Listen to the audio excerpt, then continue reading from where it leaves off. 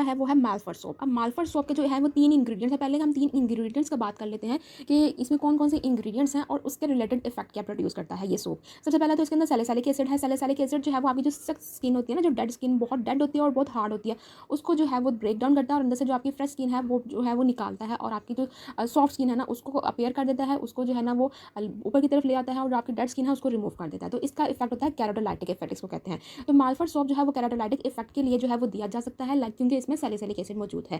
ठीक है, अभी सैलिसिलिक एसिड जो है वो पिंपल्स के लिए, जिनकी एक्नी प्रोन स्किन होती है उनके लिए भी ये इफेक्टिव होता है। सैलिसिलिक एसिड बेस्ड जो सोप्स होते हैं वो। फिर इसका जो दूसरा की इंग्रेडिएंट है वो है सल्फर। अब सल्फर बहुत ही इंपॉर्टेंट की इंग्रेडिएंट है।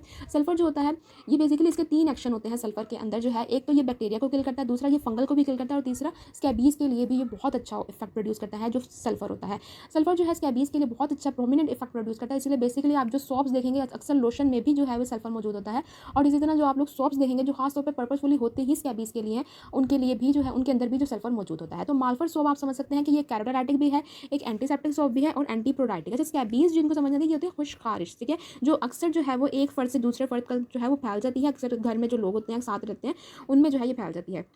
तो इसका जो की इंग्रेडिएंट्स है वो हमारे पास बेसिकली सैलिसिलिक एसिड है और सल्फर है मालफर सोप के अंदर। मालफर बार्च भी जिसको कहा जाता है। ठीक है ना, ये आप दिन में 2 दफ़ा जो है वो इस्तेमाल कर सकते हैं या फिर जैसा आपके डॉक्टर ने आपको रिकमेंड किया है आप उस तरह भी इस्तेमाल कर सकते हैं। बेसिकली इसका ये होता है कि आपने लगाकर जो है वो थोड़ी देर लाइक फ्यू मिनट्स आपने उसको अपनी बॉडी पे छोड़ना होता है और फिर उसको वॉश अवे करना होता है पानी के साथ। ठीक है, अच्छा यहाँ पर ये है कि जो जिनको इचिंग होती है उनके लिए ये एक अच्छा है, उनका जो स्टोर है उनकी जो स्किन है उनको रिस्टोर करेगा। ठीक है, जो खुश्क खारिश होती है उसके लिए भी आप ये रिकमेंड कर सकते हैं पेशेंट्स को। ठीक हो गया, अब हम चलते हैं नेक्स्ट टॉप की तरफ। वो आ जाता है स्कैब्रेट। अब स्कैब्रेट के अंदर जो है वो कायरोसेंथेमम फ्लावर एक्सट्रैक्ट है और सल्फर है। इसके लिए भी इसके अंदर भी सल्फर मौजूद है। सल्फर मैंने जैसे आपको बताया कि ये बहुत इंपॉर्टेंट जो है ये स्कैबीज के लिए यानी कि खुश्क खारिश जो होती है उसके लिए ये यूज़ होता है। और जो ये कैरिसेंथेमम जो फ्लावर एक्सट्रैक्ट है ये भी बहुत ही इंपॉर्टेंट जो है वो यूज़ होता है इसी के लिए, जो आपकी मैंने बताया स्कैबीज है उसके लिए यूज़ होता है, क्योंकि इसके अंदर होता है इंसेक्ट्स को killing properties, insects killing property या इंसेक्टिसाइडल जिसको कहा जाता है आम अल्फाज में।